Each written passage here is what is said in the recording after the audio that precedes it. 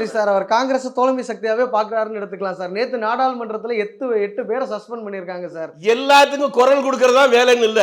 முதலமைச்சர் ஸ்டாலின் அவர்கள் கண்டனம் தெரிவிக்கிறார். ஜனநாயகம் இருக்கிற செயல். 60 பேர் செத்தான்ல கள்ளக்குறிச்சியில, அங்க அதுக்கு குரல் கொடுத்தாரா சார்? விஜய் அவர்கள் கரூர்ல 41 பேர் இறந்ததுக்கு என்ன பண்ணாரு? யாரு காரணம்?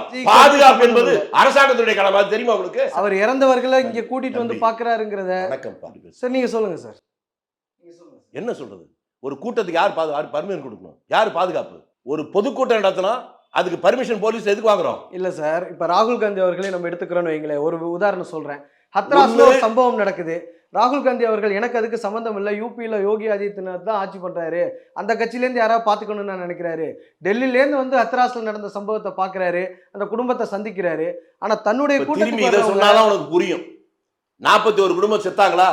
அவங்க அவ்வளவு பேரும் விஜய்கிட்ட போய் பார்த்தாங்களே, ஏன்? வலிப்பட்ட அடிபட்ட அவங்களுக்கு தான் வலி தெரியும். அவங்க அவ்வளவு பேர் ஒத்துக்கிட்டாங்கல்ல.